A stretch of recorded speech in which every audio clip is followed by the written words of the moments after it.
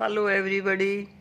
अब मैं आपके सामने प्रस्तुत करूंगी प्रिंसिपल्स ऑफ परsuasive एंड आर्गुमेंटिव कम्युनिकेशन। देखो, ये आपकी जो यूनिट दी हुई है एमएड के कोर्स में, इसमें ये आपके कोर्स में मेंशन है और ये बहुत इम्पोर्टेंट है। जब एक टीचर क्लास में पढ़ाता रहता है तो कभी उसे परsuasive कम्युनिकेशन का इस्तेमाल करना होता है और कभी आर्ग्यूमेंटिव कम्युनिकेशन का इस्तेमाल करना होता है।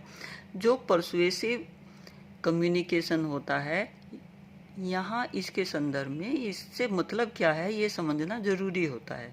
जो परsuasive होता है, इसमें क्या होता है, जो टीचर है वो किसी कंटेंट को जब समझाता है और समझाने के संदर्भ में जो उसका कम्युनिकेशन होता रहता है उसको परsuasive कम्युनिकेशन कहते हैं।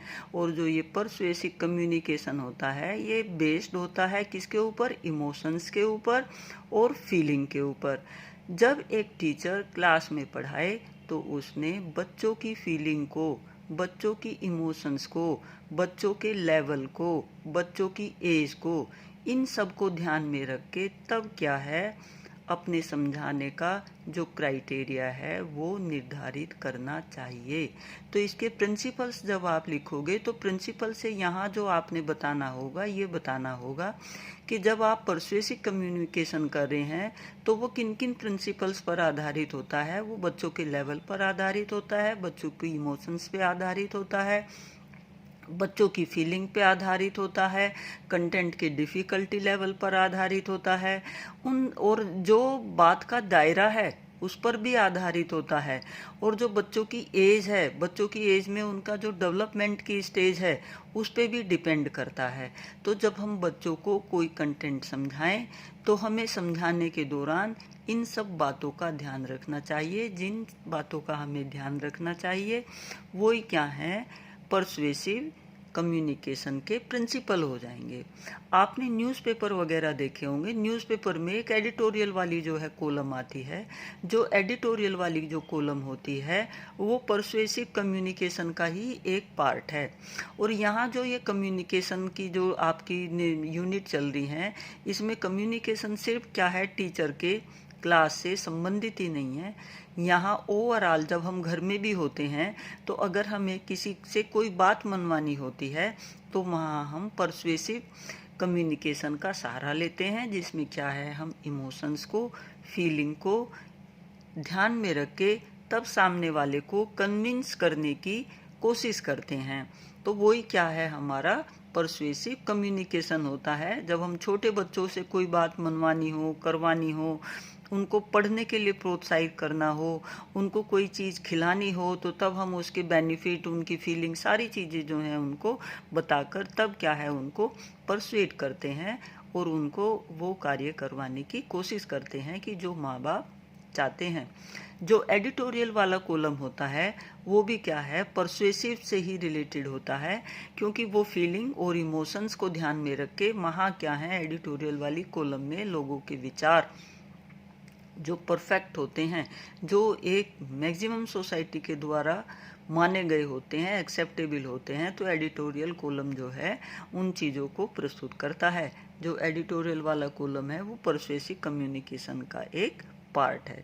तो परsuasive से आप समझ गए होंगे, इसका हिंदी में मतलब है समझाना। और जब हम किसी को कोई चीज़ समझाते हैं, अगर कोई चीज़ मनवाते हैं, कोई अगर हमारी बात न मान रहा हो और हमें उससे मनवानी हो तो हम उसको क्या है, बिल्कुल उसके लेवल पर उतर कर बच्चों के साथ बच्चे बन के वो चीज़ क्या है हम समझाने की कोशिश करते हैं। इसके बाद आता है आर्ग्यूमेंटेटिव कम्युनिकेशन। जो आर्ग्यूमेंटेटिव कम्युनिकेशन है, ये जो प्रिंसिपल इसके साथ होता है वो लॉजिक का सबसे ज़्यादा होता है।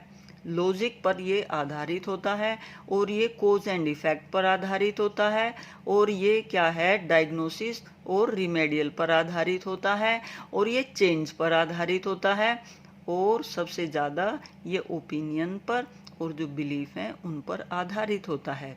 तो ये इसके 5-10 जो हैं आप प्रिंसिपल लिख देंगे, यानी कि लॉजिक पर आधारित होगा, कारण पर आधारित होगा, फैक्ट पर आधारित होगा और तथ्यों पर आधारित होगा, जो बिलीफ है उन पर आधारित होगा, जो कैरेक्टरिस्टिक्स होते हैं किसी भी चीज़ के उस पर आधारित होगा, ओपिनियन पर आधारित होगा।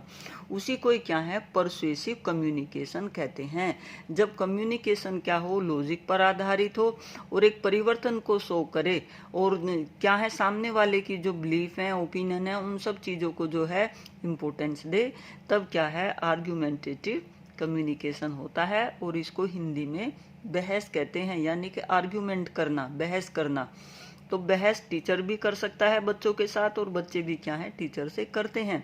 और जो अगर वो आपकी जो बहस है, जो आर्ग्यूमेंट है, वो लॉजिक पर और एक चेंज पर और ओपिनियन बिलीफ पर आधारित होती है, कारण पर आधारित होती है, प्रभाव पर आधारित होती है, एक सिस्टमेटिक वर्क पर आधारित होती है, उसी को क्या कहते हैं, आर्ग्यूमेंटिव से रिलेटेड प्रिंसिपल हो जाएंगे ये हमारे। और जो हम ये पीएचडी का जो वर्क करते हैं और जो डिजर्टेशन होता है, वो हमारा आर्ग्यूमेंटेटिव कम्युनिकेशन पर आधारित ही होता है, क्योंकि उसमें क्या है, हम लॉजिक भी लेते हैं, सिस्टेमेटिक भी लेते हैं, ओपिनियन भी होती हैं, बिलीफ भी होते हैं, और वहाँ क्या है, फैक्ट्स फाइंडिंग्स को ज़्यादा क्या है, देखा जाता है और प्रभाव को देखा जाता है।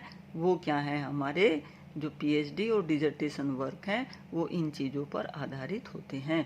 तो आप इसको समझ गए होंगे और आगे जो है इसको अच्छे से एक्सप्लेन कर देंगे। ठीक है, मैंने सिंपल शब्दों में आपको इसको मीनिंग की फॉर्म में आपको मैंने इन्हें बता दिया है। तो all the best wishes to all of you.